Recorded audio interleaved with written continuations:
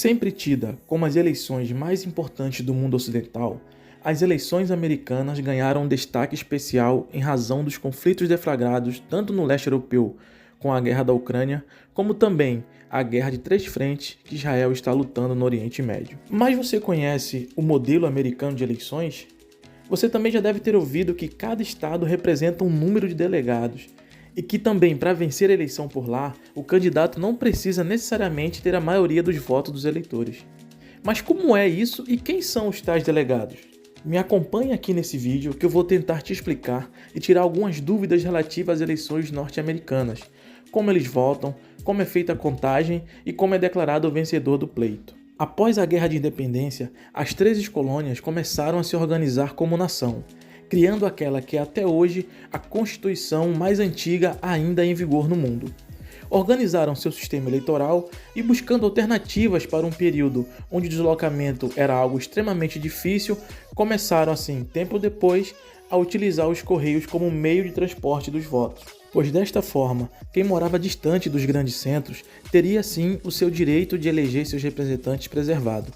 Até durante a Segunda Guerra Mundial, soldados americanos votaram por carta, mesmo estando nos campos de batalha da Europa. Votando em casa e enviando os votos pelo serviço postal, ou mesmo presencialmente, atualmente o voto pelo correio corresponde a grande parte dos votos na eleição americana.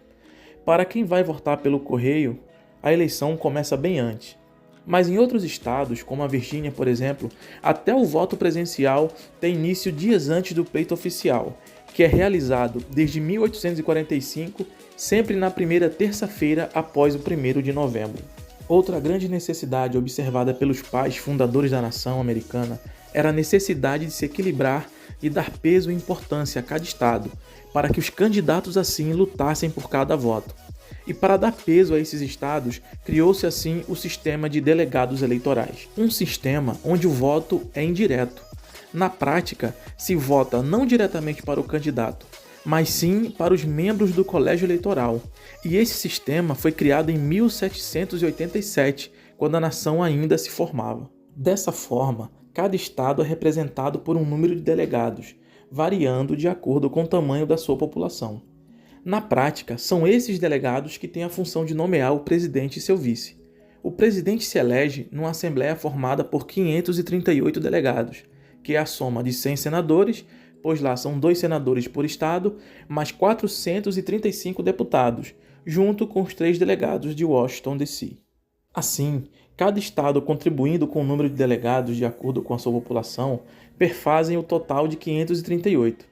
Quem tiver pelo menos metade mais um, ou seja, 270 delegados, é eleito. Algo a se frisar é que se num estado existirem 50 delegados e 26 escolherem um candidato do Partido Democrata e 24 escolherem um candidato do Partido Republicano, a contagem final será de 50 delegados para o Partido Democrata. É o que fica conhecido como o ganhador leva tudo. Funciona assim: nas cédulas de votação, quando o eleitor marca determinado candidato a presidente, o seu vice e o partido que eles representam, esse voto não vai de imediato para o presidente. Esse voto funciona como uma ordem ao delegado eleitoral dizendo que aquele delegado vote no candidato que você escolheu. Há casos em que o delegado vota contra a vontade da população e acaba escolhendo um candidato contrário ao voto popular. Nesses casos, são chamados de delegados infiéis. E apesar de existirem os tais infiéis, nenhum resultado foi alterado até hoje.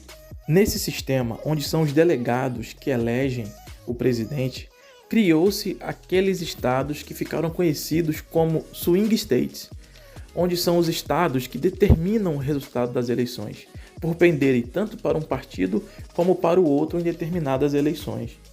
Pois, ao longo dos anos, criou-se estados que são extremamente fiéis, tanto ao Partido Democrata, como é o caso da Califórnia, como ao Partido Republicano, como no caso é o Texas.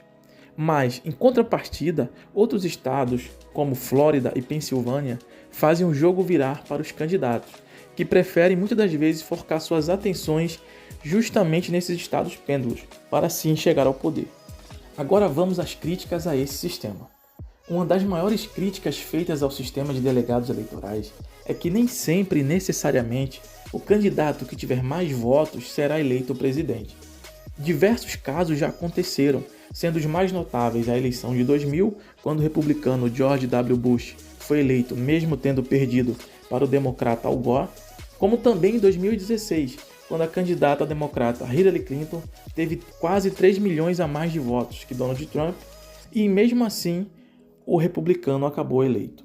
Esse sistema é tão estranho e bizarro que, para um candidato a presidente dos Estados Unidos ser eleito, ele pode muito bem perder em 38 dos 50 estados sem receber nenhum voto e mesmo assim ser eleito se vencer em outros 12 estados-chaves, em que o número de delegados juntos, somados, possam chegar a 270.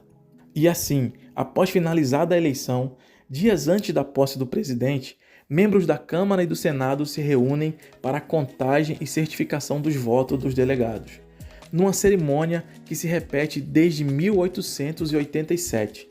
O vice-presidente em exercício abre o certificado dos votos eleitorais emitido por cada estado e entrega a contadores para lerem em voz alta, e após a contagem de todos os votos dos delegados, é declarado o vencedor geral da eleição. Mas me conta, e para você, esse é um sistema justo?